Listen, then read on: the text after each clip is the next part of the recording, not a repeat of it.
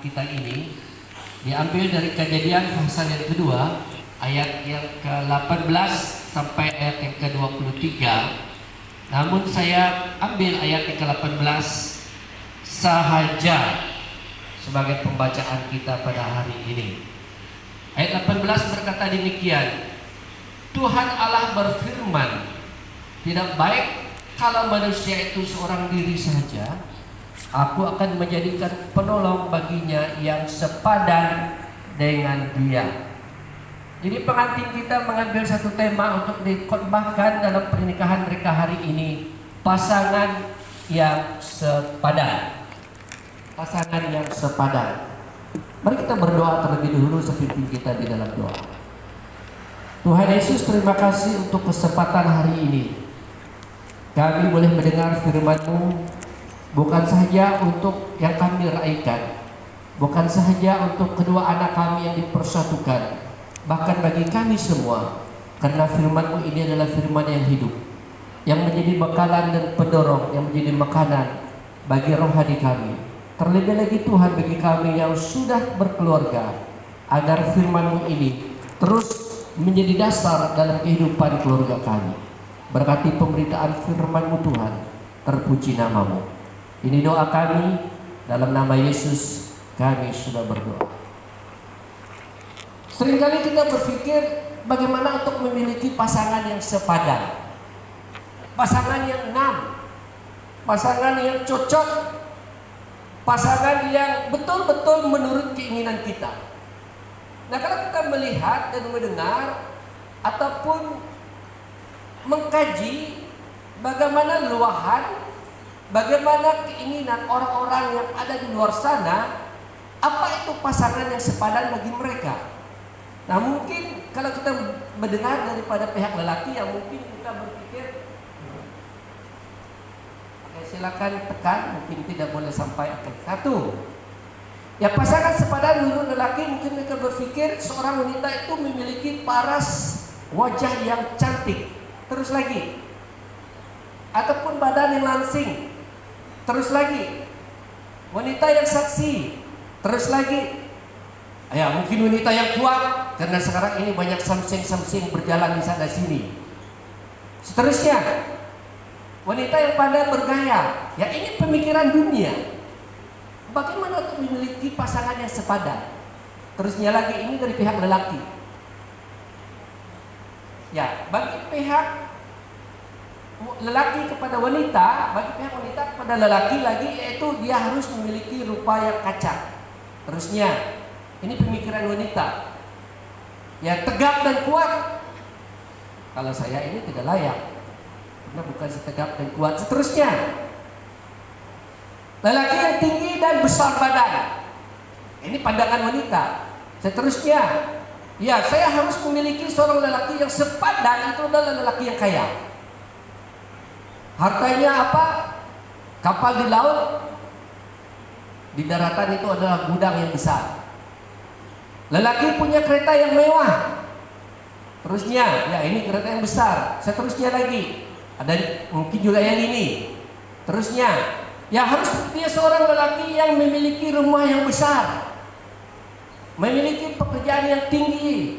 Terusnya, ya terus lagi, ya. Nah, itu pemikiran dunia. Pemikiran dunia itu adalah pasangan yang sepadan. Tetapi hari ini kita akan melihat apa itu pasangan yang sepadan menurut Alkitab. Pertama, karena Allah berkata begini kepada manusia waktu dia menciptakan mereka sebagai suami istri. Ketika dia menciptakan Adam, Allah berkata, aku akan menciptakan bagimu seorang penolong, pasangan yang sepadan. Jadi Bapak Ibu saudara-saudari, memiliki pasangan yang sepadan di dalam Tuhan. Pertama, pasangan itu harus hidup dalam kasih Allah. Itu pasangan yang sepadan. Hidup dalam kasih Allah. Kenapa? Seterusnya, putar lagi. Karena kasih Allah itu bagaikan seutas tali yang mengikat hubungan suami istri. Kalau bukan ada kasih Allah dalam hidup kita, maka teruskan lagi, lafaz ikrar janji yang ucapkan sebentar tadi itu tidak akan kekal untuk selama-lamanya. Tak akan kekal. Karena apa? Karena bukan kasih Allah itu yang ada dalam kehidupan suami istri. Kalau kasih Allah itu tidak mendasari kehidupan mereka setiap hari, maka cinta yang diucapkan waktu bercinta itu akan tinggal mungkin dalam 1 bulan, setelah itu hilang sudah. 2 bulan setelah itu mungkin hilang sudah. 3 bulan mungkin hilang sudah. Ada satu kajian dibuat. Kajian ini dibuat begini. Orang yang menikah, kalau dia bertahan 5 tahun cinta kasih mereka itu dikatakan pernikahan yang bahagia. 5 tahun. Kenapa saya katakan demikian? Karena setelah 5 tahun istrinya memiliki mungkin 2 orang anak ataupun 3 orang anak kalau dia subur, maka perut istrinya tidak seramping, badannya tidak seperti waktu dia mengenal dia dahulu. Ini kajian yang dibuat. Makanya perceraian itu terjadi setelah 5 tahun.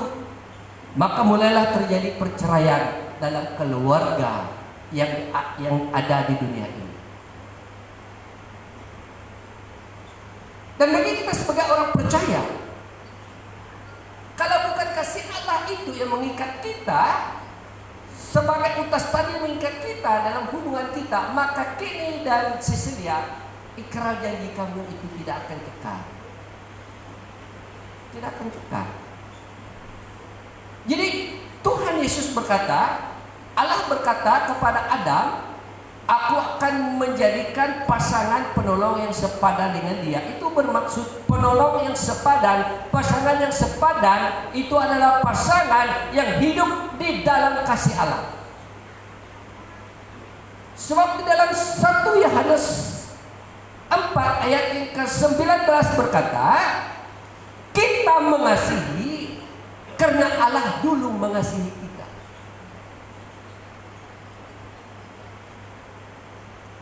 Kalau kita mengatakan kasih kita itu adalah kasih yang betul-betul benar, betul-betul kuat tanpa ada kasih Allah mendasarinya, ya cinta manusia itu tidak kekal. Cinta manusia itu akan hilang lenyap hanya dalam beberapa waktu saja. Dan setelah cinta itu hilang, maka yang selama ini dia mengatakan, kamu adalah segala-galanya bagiku. Engkau sangat sempurna, engkau sangat sepadan, engkau mengerti aku.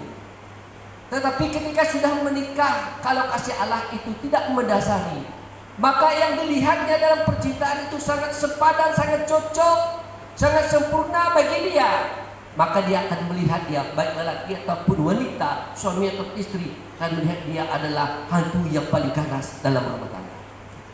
Itu yang dilihat. Itu yang ditemukan. Dia katakan bahwa baru saya tahu suami saya ini seorang yang sangat garang. Baru saya tahu istri saya ini seorang yang penuh dengan kebencian dan bengis. Kenapa itu terjadi? Kenapa yang selama ini dia melihat dia sangat sepadan, dia sangat cocok? Karena pada masa itu hidup mereka hanya dipenuhi dengan cinta. Sehingga dia berkata, lautan luas dapat kuseberangi, kalau kau ada di mulut naga pun akan kurebuti.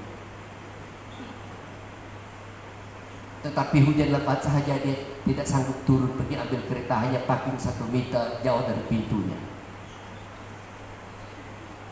Tapi kalau dalam percintaan, wah, disuruh tunggu jam 2, jam 9 pagi dia sudah ada di sana, walaupun janjinya jam 2 petang.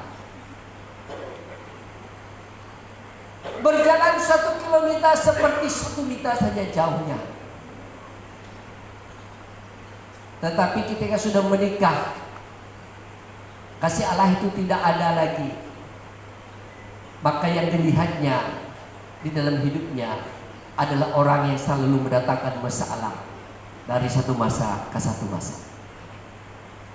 Jadi pasangan yang sepadan, yang dilihat sepadan ketika dalam percintaan sampai ke perkawinan dan seterusnya, ketika kasih Allah itu ada di dalam diri. Itu yang pertama. Yang seterusnya, ya, perasaan cinta mereka itu sampai ke hari tua. Terus lagi, ketertarikan terhadap tubuh itu tidak akan lenyap. Terus lagi, ya, walaupun tubuh itu berubah.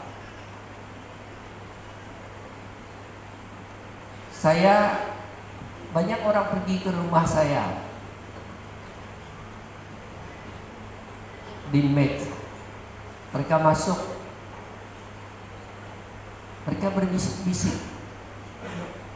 Siapa? Katanya, kenapa? Guru, maaf, sebab itu istri kamu yang dulu itu. Sebab di sana itu ada 2 gambar, kami 2. Ada gambar waktu menikah, ada gambar setelah 20 tahun menikah. Yang itu yang dulu gitu. Sebab yang satu itu yang mereka lihat istri saya memang ada dalam bilik. Oh tidak, orang yang sama. Oh, kami pikir yang dulu itu sudah meninggal.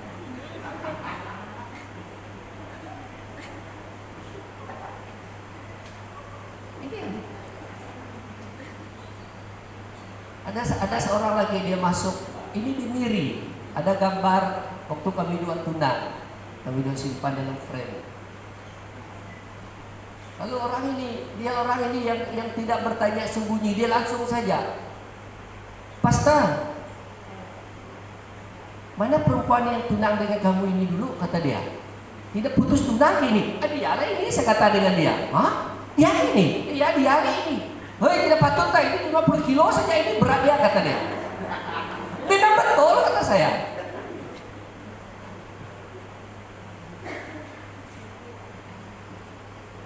Pasangan yang sepadan adalah pasangan yang tetap memiliki kasih Allah di dalam rumah tangga, walaupun bentuk tubuh itu berubah. Oh, banyak orang bertanya kepada saya, Pastor, kenapa kamu ini tidak pernah gemuk-gemuk? Itu saja besar kamu, itu saja tinggi kamu. Saya kata, maintain umur. Kalau Anda mau seperti saya, maintain umur. Oke, terusnya, ya terus lagi, teruskan. Oke, yang kedua, pasangan yang sepadan adalah pasangan yang menerima seadanya pasangan kita. Seadanya pasangan kita. Saya selalu membagi konseling kepada orang yang ingin menikah. Waktu saya pelayanan di Miri, itu merupakan satu pelayanan yang sangat menyibukkan saya.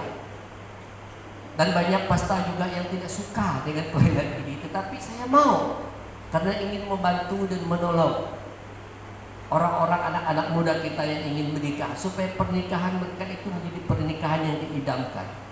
Nah, ketika saya membagi konseling pernikahan, ada part yang saya sentuh di bagian ini. Saya kata begini, sekarang ini lihat tubuh yang akan menjadi bakal suami dan istri. Lihat baik-baik,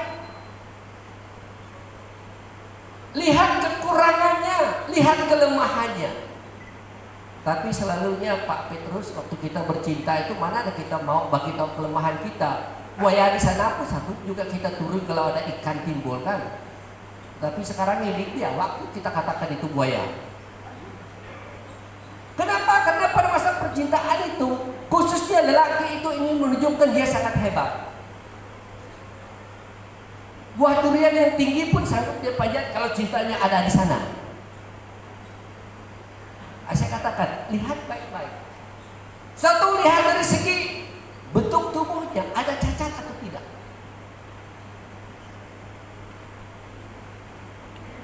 Yang kedua, lihat dari segi kemampuannya, mampu atau tidak.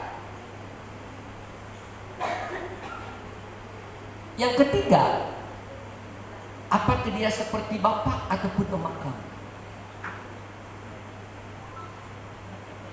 Saya bagi kerja rumah untuk mereka. Sebab kalau sebagai sisi itu saya ada 3 pertemuan. Oke, sisi ini rehat. Jumpa kedua kali lagi, jawab pertanyaan saya. Wah, pertemuan kedua, saya tanya, bagaimana? Apakah kamu menemukan dari segi bentuk tubuhnya ada yang kurang? Dari segi kemampuannya ada yang dia tidak mampu? Apakah dia tidak seperti yang kau inginkan, seperti bapak dan emak kamu? Saya tanya, Pastor, kalau bercakap tentang kekurangan memang banyak, tetapi karena saya cinta dia, saya sanggup menerima seadanya dia. Lalu saya berkata, sekarang ini engkau berkata di hadapan saya sebagai pastor, tetapi 20 tahun akan datang, jalannya yang begitu megah, tetapi 20 tahun akan datang dia akan jalan begini. Apakah Anda sanggup untuk tetap menerima dia?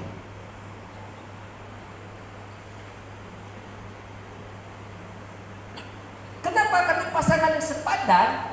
Karena pernikahan ini bukan 1 bulan, bukan 1 tahun, bukan 2 tahun, tetapi selama kita hidup dalam dunia ini, mungkin sampai 50-60 tahun pernikahan kita.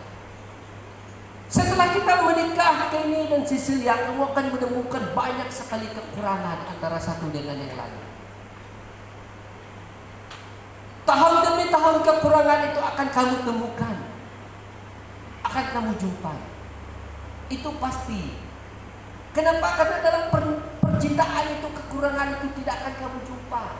Sebab manusia itu dalam percintaan itu penuh dengan lakunan dan sendiwara. Dia tidak makan belacan pun waktu itu dia makan belacan. Pada waktu itu dia orang yang kuat kentut, ketika bersama dengan cintanya dia tahan dia punya kentut. Itu terjadi manusia, tapi setelah menikah, dia semprot saja.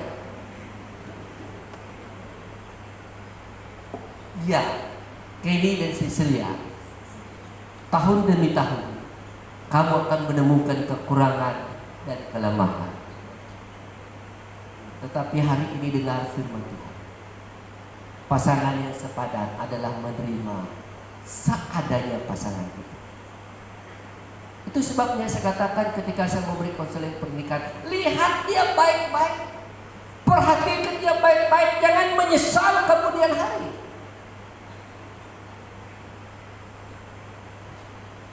Saya bertanya, ada satu pasangan saya tanya begini, apa yang membuat kamu suka dengan bakal istri kamu ini?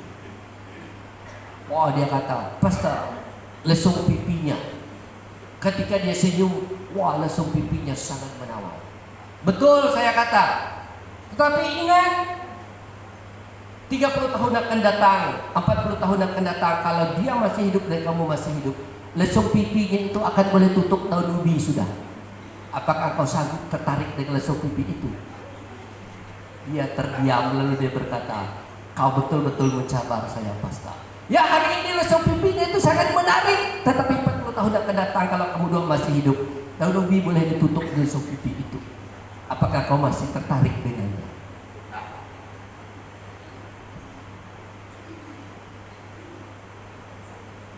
Menerima seadanya. Oke, terusnya slide kita. Yaitu sebab Allah yang berkata dalam Kejadian 1 ayat 21 itu mencipta menurut gambar dan Allah sendiri. Terusnya, yang tidak boleh menuntut pasangan kita seperti ini. Ya, ada pasangan yang begitu, setelah menikah, lelaki dia mau istrinya itu seperti ibunya, pandai memasak, pandai menjahit. Ataupun istri meminta suaminya seperti bapaknya, ya satu tong besar dia angkat. Kalau ini satu tong gas pun tidak boleh angkat. Tengok bapak saya, tong air besar dia boleh angkat. Kalau saya tahu kalau lemah seperti ini dulu, ada apa orang yang gagah perkasa yang sebenarnya boleh saya kawinkan?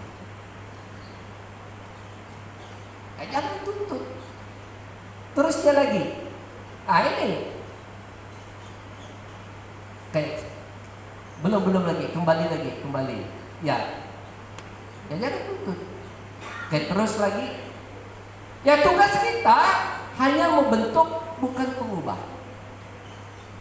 Kita sebagai suami istri kita membentuk, tetapi kita tidak boleh mengubah hidup seseorang. Terusnya lagi, kita boleh membimbing, bukan pengarah. Makanya Alkitab berkata, hai istri, tunduklah kepada suamimu. Itu bermakna istri itu tidak boleh mengarah suaminya.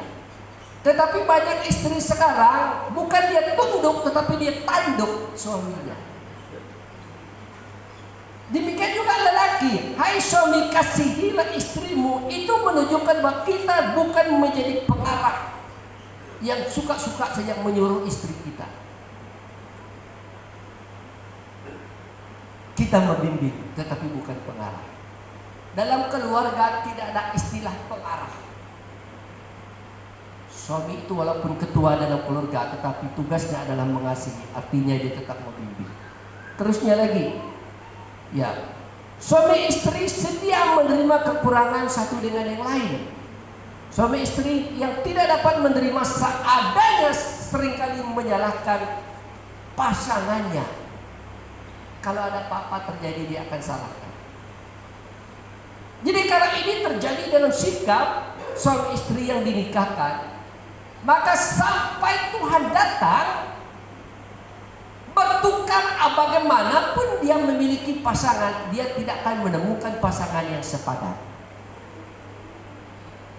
Tetapi sebagai orang percaya, pasangan yang sepadan adalah pasangan yang menerima seadanya pasangan kita. Seperti yang saya katakan tadi, tahun demi tahun Kenny dan Cecilia, kamu pasti menemukan banyak kekurangan dan kelemahan. Tetapi bagaimana dia tetap menjadi pasanganmu yang sepadan ketika kamu tetap menerima kekurangan dan kelemahannya. Bukan mengkritik, tetapi mendukung dan menyokong. Seterusnya lagi, yang ketiga, pasangan sepadan adalah pasangan yang melupakan kesalahan.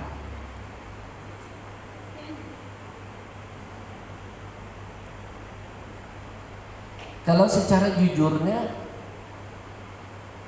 saya tanya kepada suami istri di tempat ini pagi ini, hari ini, apakah hari ini kamu tidak pernah menyakiti atau bersakit hati dengan pasangan Anda?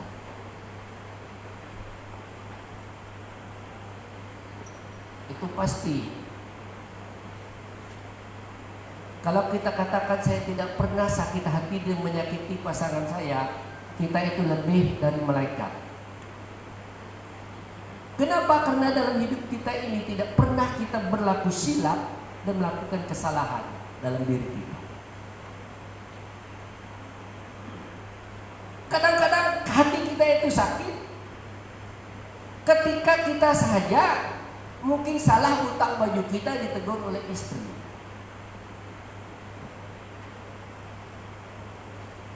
Ataupun mungkin kadang-kadang masakan istri kita tidak seperti yang kita inginkan. Lalu kita berkata begini,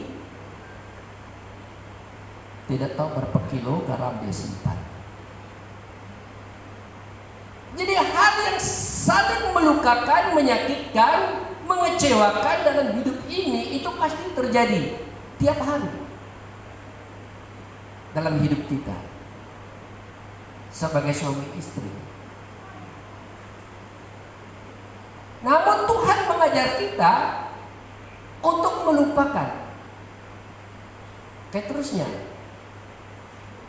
ya ini Yesaya 43, akulah dia yang menghapus dosa pemberontakanmu, oleh karena aku sendiri dan aku tidak mengingat-ingatkan dosamu. Memaafkan mudah, bercakap mengampuni itu mudah. Ya banyak orang senang, saya minta maaf untuk kepada kamu.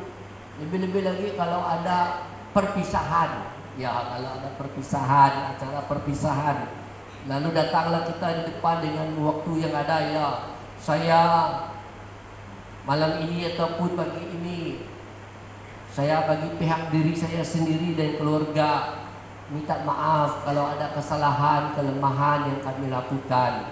Maafkan kami. Itu mudah. Itu senang untuk manusia ucapkan. Tetapi pertanyaan saya, apakah kita dapat melupakan setelah kita mengatakan saya memaafkan Anda? Itu tidak dapat manusia lakukan untuk melupakan kesalahan yang dilakukan. Maka banyak pergaduhan di antara suami dan istri, perselisihan antara suami dan istri, karena dia walaupun suaminya istrinya meminta maaf, kadang-kadang ada pasta yang datang untuk mengadakan kebaktian, doa perdamaian, doa minta ampun. Ada pelayan yang datang, tetapi 2 tahun, 3 tahun setelah itu, hal itu akan diungkitkan kembali lagi. Perkara itu akan dikatakan balik lagi. Itu menunjukkan manusia itu sukar untuk melupakan.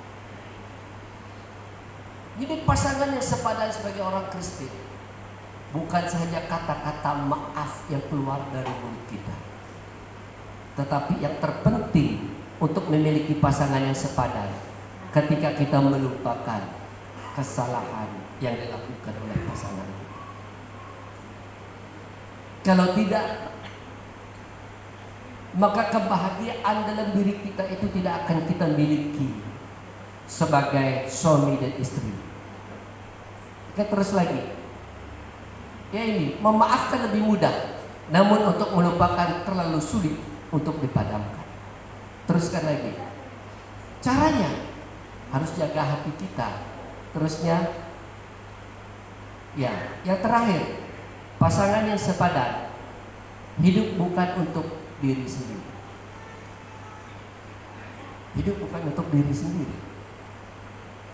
Ya waktu bujang kini, ya kamu mau pergi kemana saja kamu mau. Demikian juga si Silia. Kemana mau pergi ya silakan. Tak ada yang menghalang.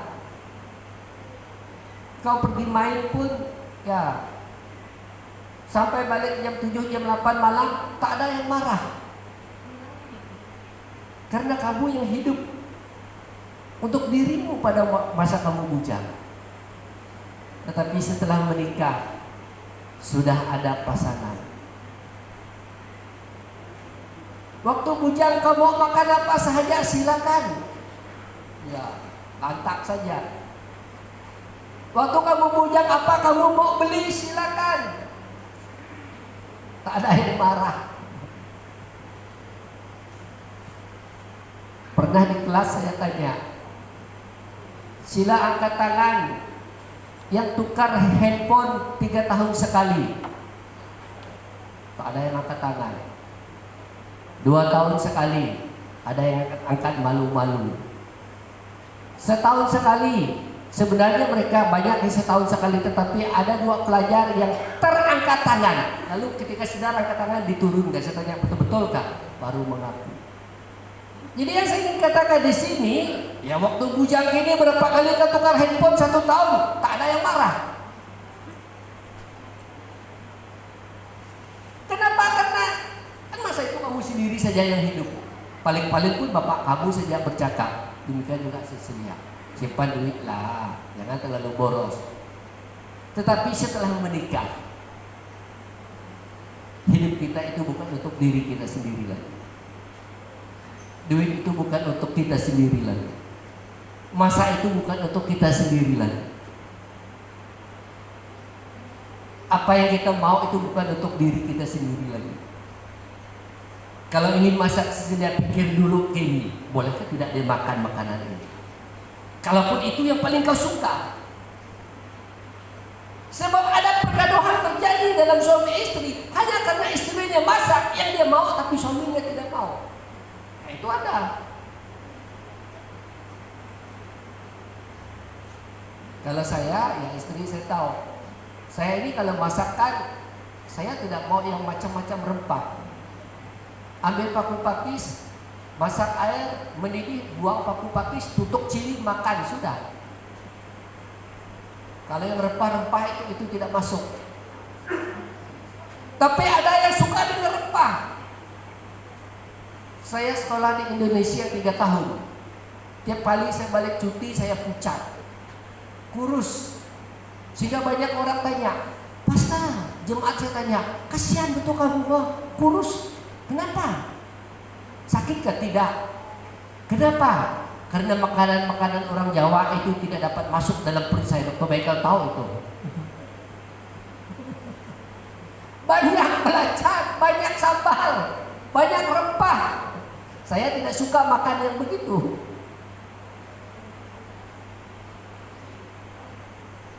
Mereka bawa pergi makan, ini bakso. Jadi saya tinggal dengan satu pesara. Dr. Michael tahu. Dr. Henry nama dia, Henry Simomora. Kami dua pergi makan bakso. Pastor, ada satu tempat bakso yang paling sedap, kata dia. Saya bawa kamu pergi di sana. Sekali pergi makan, apapun asal namanya bakso pasti tidak akan masuk dalam perut saya, dalam hati saya. Jadi makan saja lah, makan telan-telan saja. Memang tidak masuk. Jadi begitu kita. Kadang-kadang ada istri yang masak ikut kemauan dia, ikut selera dia tanpa memperhatikan suaminya. Maka suaminya apa boleh buat, daripada bergaduh, ya dia ambil cili saja, ambil garam, dia tutup, pecah satu biji telur, goreng itu saja. Wah, istrinya sedap makan. Ya kemana? Ayah.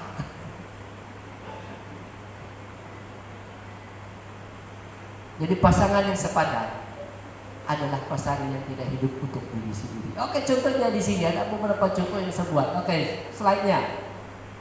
Oke, teruskan lagi. Yang lebih memberi keutamaan kepadanya, masa kita bagi lebih. Oke, terus lagi. Ya, pekerjaan kita. Ada orang yang menjadi workaholic, terlalu dengan pekerjaan. Terus lagi. Ya, ada juga yang terlalu minat dengan hobi. Ya, saya tahu ini dia bukan orang yang suka, kurang dia. Saya tidak tahu apa minat ini. Ada orang yang ya, terlalu dengan hobi. Ini ada satu peristiwa terjadi. Ini suami istri ini, ya, ini pasta bukan sembarang orang, ini pasta. Jadi satu petang istrinya terpaksa pergi tanya di mana suaminya. Dia pergi tanya kepada pelajar STP. Masa itu tidak ada match, pergi tanya. Ada nampak suami saya kan? Itu sudah hampir gelap-gelap. Tadi dia dari jam 3 tadi dia sudah bawa kasut main bola dia pergi main. Tapi sampai sekarang belum balik. Wow. Cari dia punya pelajar STP yang minat main bola sepak. Cari. Oh, mereka sudah ada, sudah balik. Mana suami saya? Tanya orang. Itu terlalu dengan hobi. Dan pasangan sepadan, pasangan yang bukan hidup untuk diri sendiri. Terusnya lagi. Oke. Sebagai penutup, pernikahan adalah rencana dan kehendak Allah. Allah menciptakan pernikahan. Memiliki pasangan yang sepadan adalah di mana kita menyerahkan Allah itu berotoritas di dalam rumah tangga kita. Bukan diri kita, tetapi Allah yang berotoritas. Dan ketika Allah berotoritas dalam keluarga kita, dalam hidup kita sebagai suami istri, maka kita akan menemukan pasangan kita itu adalah pasangan yang sepadan, yang memberi kebahagiaan dalam diri kita. Mari kita berdoa. Terima kasih Tuhan untuk firman-Mu pagi ini. Kami telah mendengar firman-Mu yang mengajar kami. Sekalipun kami manusia ini berbagai jenis sifat, sikap dan karakter, minat, kemauan. Tetapi ketika kami sudah disatukan sebagai satu tubuh, maka kami akan menemukan orang yang sepadan dengan kami. Dan ketika kami menemukan pasangan yang sepadan, itu kami dasarkan atas Engkau Tuhan, atas firman-Mu. Walaupun banyak kekurangan dan kelemahan yang ada, tetapi kami tetap memiliki kebahagiaan karena kasih Tuhan memenuhi seluruh hidup kami. Tuhan berkati sekali lagi keluarga yang baru didirikan, Kenny dan Sisri, agar mereka dari hari ini dan